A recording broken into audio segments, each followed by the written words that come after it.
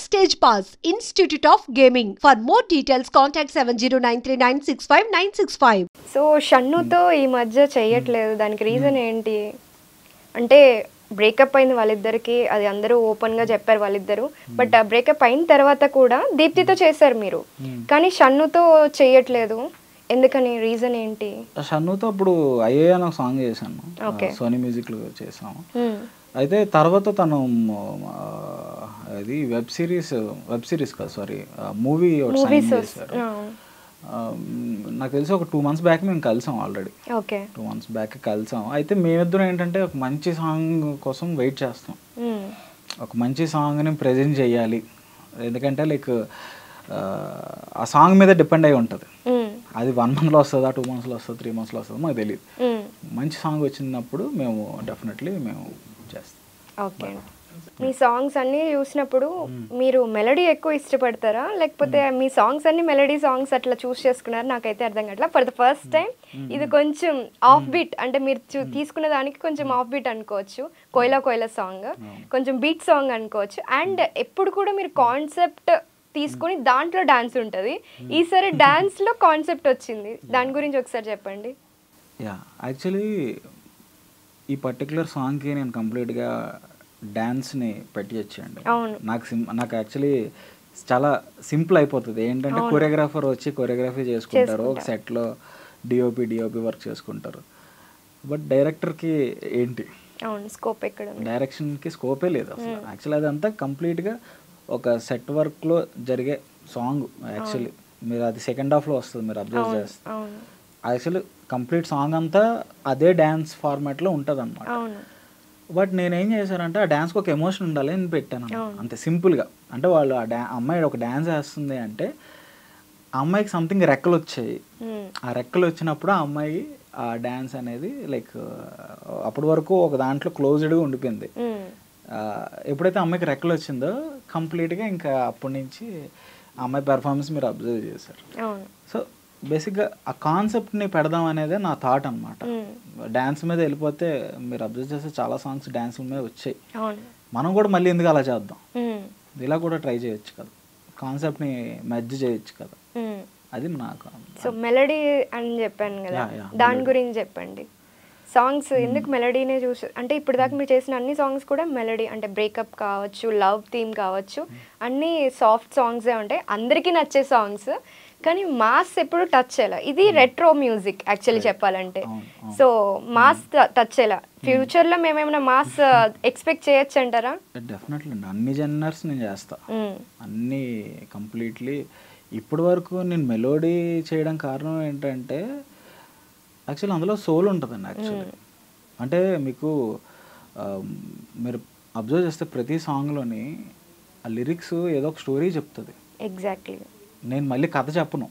నేను లిరిసిస్ట్కి ఏం చెప్తానంటే మీరే కథ చెప్పండి, మనం ఒక అనుకున్నాం కదా దాంతో మీరే ఒక కథ చెప్పేసేయండి, నేను మళ్ళీ మాటలు పెట్టకూడదు దాంట్లో. సో మీకు ప్రతి లిరిక్ ఒక మాటలాగా ఉంటుంది.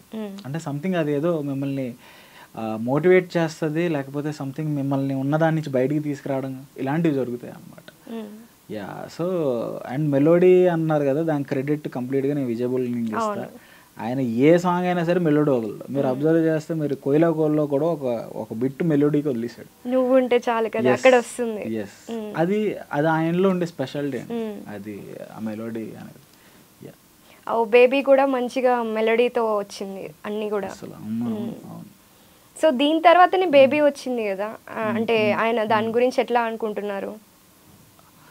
అలా లేదండి, యాక్చువల్లీ ఆయన ఫస్ట్ మూవీస్ చేశారు, కానీ హిట్ అయింది అంటే ఒక పేరు తెలిసింది అని అంటే ఈ సాంగ్స్ త్రూ, మీ సాంగ్స్ త్రూ తెలిసింది. తర్వాత బేబీ కూడా హిట్ అవ్వడం, మంచి మ్యూజికల్ హిట్ అయింది అది కూడాను. అంటే ఇండిపెండెంట్ మ్యూజిక్కి లైక్ మూవీలో సాంగ్స్కి డిఫరెన్స్ ఏంటంటే మూవీ సాంగ్స్ ఏంటంటే సిచ్యువేషన్ తగ్గట్టుగా వస్తాయి. ఆ సిచ్యువేషన్ తగ్గట్టుగా చెయ్యకపోతే ఆ సాంగ్ వాల్యూ ఉండదు first of all. Independent song ఏంటంటే మనకు నచ్చినట్టు చేసుకోవచ్చు. సో ఇందులో ఏంటంటే మ్యూజిక్ డైరెక్టర్కి ఎక్కువ స్కోప్ ఉంటుంది. వాళ్ళు ఏంటంటే అక్కడ ఖచ్చితంగా ఆ స్టోరీ సిచ్యువేషన్ తగ్గట్టుగా బౌండరీస్ ఉంటాయి, ఇక్కడ బౌండరీస్ ఉండవు. మేము అందుకే ఎక్స్ప్లోర్ చేయగలుగుతున్నాం.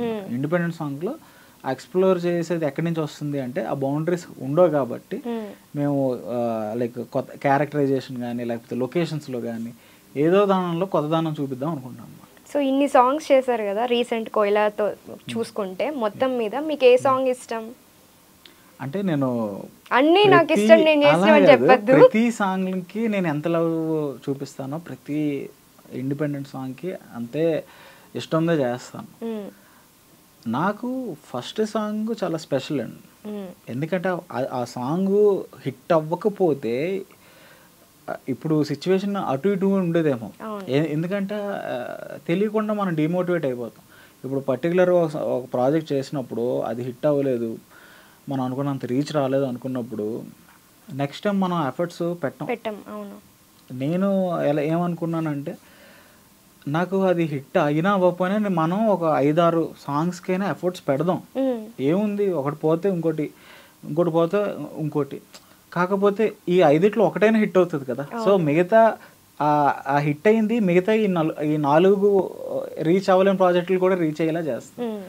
సో బై గాడ్స్ గ్రేస్ మాకు ఫస్ట్ ప్రాజెక్ట్ అవును ఫస్ట్ చూస్తూనే అని చెప్పేసి దీప్తితో సుమంత్ ప్రభాస్తో చేశాను. సో అది ఆ పెయింటింగ్ కాన్సెప్ట్ కానీ అన్నీ అందరూ ఇప్పటికీ కూడా చూస్తూ ఉంటారు.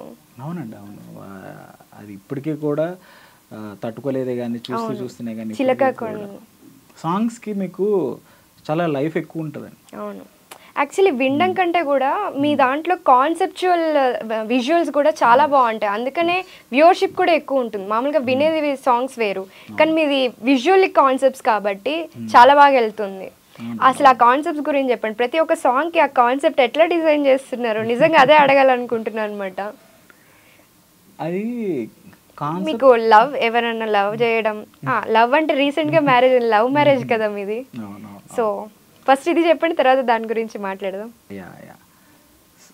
కాన్సెప్ట్స్ వచ్చేటప్పటికి బేసిక్గా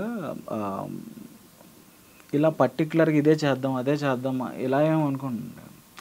కాకపోతే ఇప్పుడు సపోజ్ మన లైఫ్లో జరిగాయి అంటే ఇప్పుడు మన లైఫ్లో జరిగినవి పోర్ట్రే చేయడం ఇంకా ఈజీ చెప్పాలంటే, రైట్? సో లేదా నీ క్లోజ్ ఫ్రెండ్ తన జర్నీని నువ్వు చూస్తావు. సో తన పడే పెయిన్ నువ్వు అబ్జర్వ్ చేస్తావు, తనకి వచ్చే సక్సెస్ని కూడా నువ్వు అబ్జర్వ్ చేస్తావు. సో ఈ అబ్జర్వేషన్ నాకు ఎక్కువ నేను అబ్జర్వ్ చేస్తూ ఉంటాను అనమాట. ప్రతి ఒక్కరి దగ్గర ఆ పెయిన్ కానీ సక్సెస్ కానీ అబ్జర్వ్ చేస్తాను. వాళ్ళ ఫీలింగ్స్ని నేను నా మైండ్లో పెట్టుకుంటా. నేను కాన్సెప్ట్ డిజైన్ చేస్తున్నప్పుడు నేను వాటిని మెర్జ్ చేస్తాను అనమాట.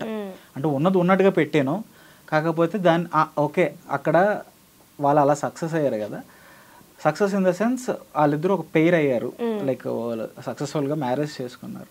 అది జరిగింది అంటే ఏ పాయింట్ దగ్గర వాళ్ళకి ఆ యాక్సెప్టెన్స్ అనేది వచ్చింది. సో ఆ యాక్సెప్టెన్స్ పాయింట్ని నేను తీసుకుంటాను.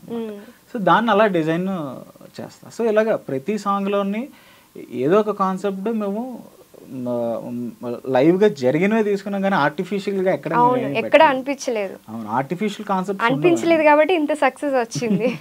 థ్యాంక్స్.